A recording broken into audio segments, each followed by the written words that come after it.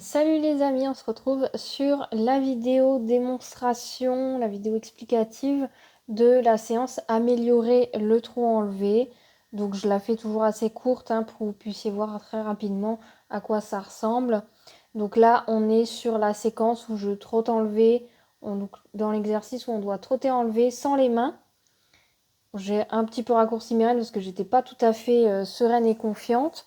Mais voilà, l'objectif c'est de ne pas avoir besoin des rênes pour trotter enlever et surtout de rester en rythme au trot enlevé sans avoir besoin de s'accrocher aux rênes. Alors là, il s'est arrêté un petit peu de façon intempestive, donc ça m'a déséquilibré évidemment. Mais sinon, dans le trot enlevé, quand il reste au trot, vous ne devez pas vous sentir déséquilibré. Vous ne devez pas taper 2 fois dans la selle, vous ne devez pas changer de diagonale sans vous en rendre compte. Voilà, donc ça c'est important de le vérifier. Évidemment, si c'est pas ok, si le trou enlevé n'est pas ok, il va falloir travailler ça un peu plus, de façon un peu plus poussée jusqu'à ce que vous soyez plus stable dans votre trou enlevé. Ensuite, deuxième exercice, on a l'exercice où il fallait trotter 2 temps debout et 1 temps assis.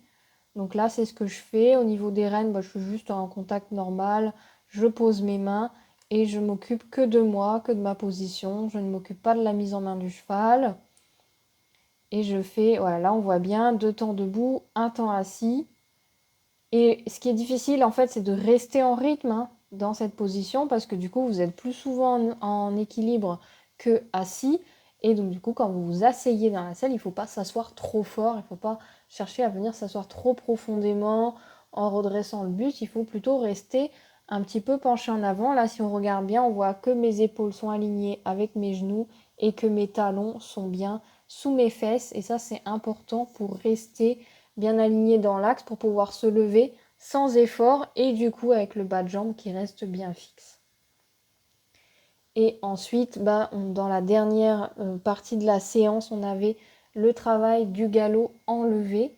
Donc le galop enlevé, c'est une foulée de galop en équilibre, une foulée de galop assis. Voilà, donc là, on voit, ça y est, je commence à le faire.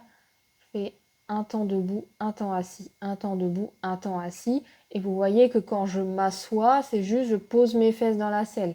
Je ne suis pas en train de me pencher en arrière, je ne suis pas en train d'essayer de m'asseoir au galop comme quand je suis au galop assis tout le temps. Et donc du coup, ça fait 1, 2, 1, 2, 1, 2. Voilà, je vous laisse observer ça. Assis, debout, assis, debout. Voilà, en plus avec la caméra, ça va un peu vite. Donc là, en plus, il galope un peu vite à cette main-là, donc à l'autre main. Après, je vais vous le montrer à l'autre main. Ça va un peu plus doucement. Vous aurez peut-être mieux le temps de le voir, parce que du coup, là, la caméra le perd. Voilà, donc à main droite, il va un petit peu moins vite. Debout, assis, debout, assis, debout, assis, debout, assis, debout, assis, debout, assis, debout, assis, debout, assis. En plus, je suis chaussée un peu long, je suis dans ma longueur dressage, donc forcément, ça se voit moins que si j'étais chaussée obstacle. Bon, en tout cas, si vous avez des difficultés à voir, à distinguer ça, je pourrais éventuellement refaire avec une position d'étrier un peu plus court, un peu plus obstacle. Voilà, là, je me suis un petit peu rassis, debout, assis, debout, assis, debout, assis, debout, assis. Donc c'est un temps complet de galop, une foulée complète de galop debout, une foulée complète de galop assis. Voilà, si vous avez des questions, n'hésitez pas à les poser.